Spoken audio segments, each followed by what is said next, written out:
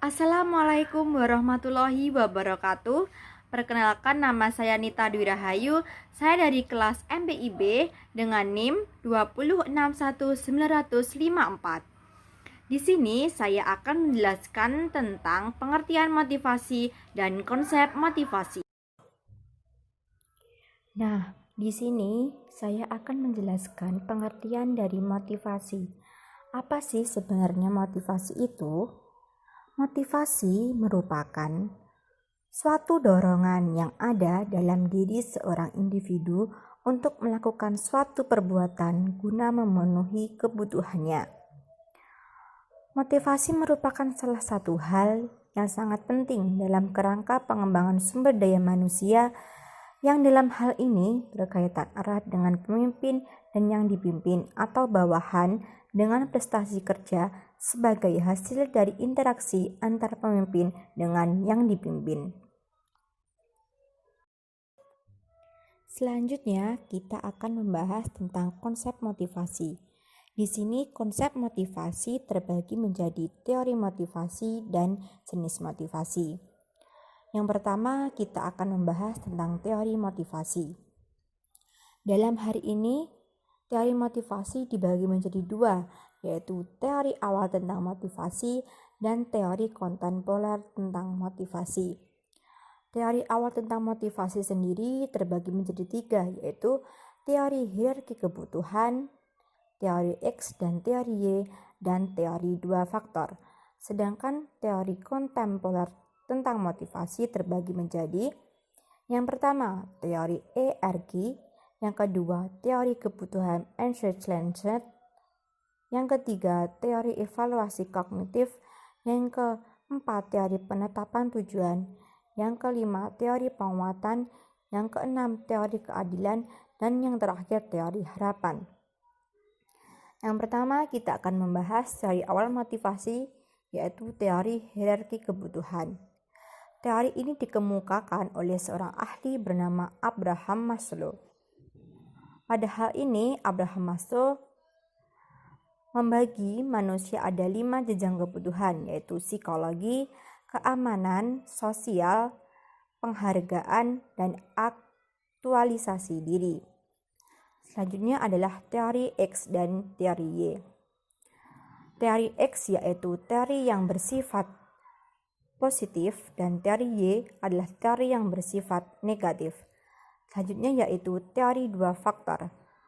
Teori ini berkeyakinan bahwa hubungan seorang individu dengan pekerjaannya merupakan suatu hubungan dasar dan bahwa sikapnya terhadap kerja dapat sangat menentukan sukses atau kegagalan individu tersebut.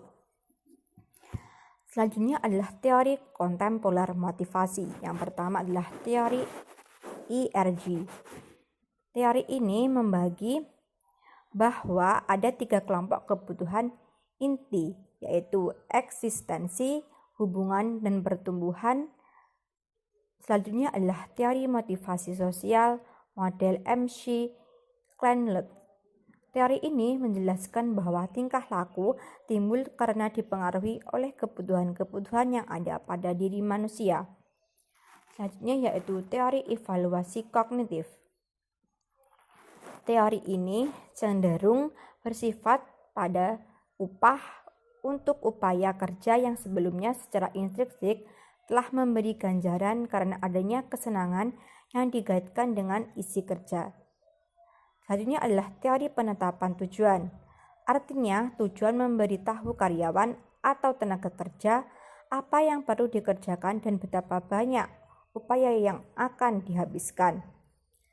Selanjutnya yaitu teori pengetahuan.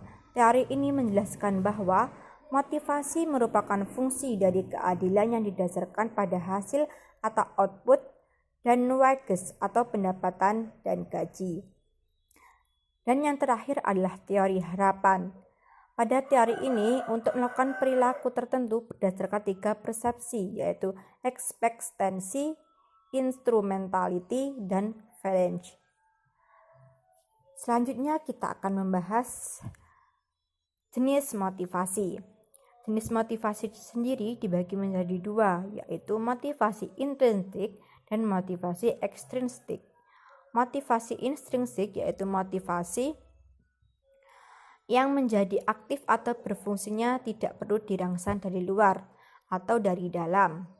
Sebagai contoh, seseorang yang senang membaca tidak usah ada yang menyuruh atau mendorongnya melakukan, pasti dia akan melakukannya sendiri. Yang kedua adalah motivasi ekstrinsik atau dari luar.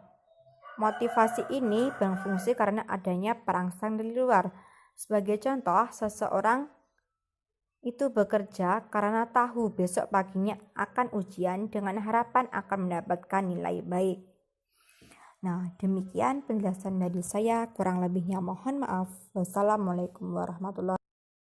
Assalamualaikum warahmatullahi wabarakatuh. Perkenalkan, nama saya Rizka Putri Maharani, NIM 2061962. Di sini saya akan menjelaskan poin C dan poin D.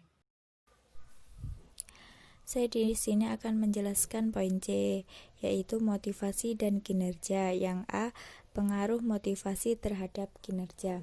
Pada dasarnya, motivasi sangat mempengaruhi kinerja seseorang. Seseorang yang memiliki keinginan tinggi maka akan berusaha lebih keras untuk menghasilkan apa yang diinginkan. Poin B, hubungan motivasi dan kinerja.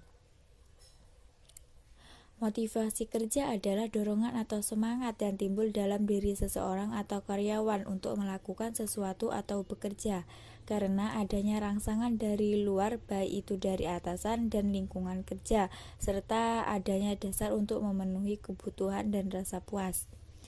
Selanjutnya adalah poin D, yaitu intervensi motivasi kerja. Ada 5 jenis intervensi yang bisa dilakukan, yaitu yang pertama memberikan umpan balik atau feedback.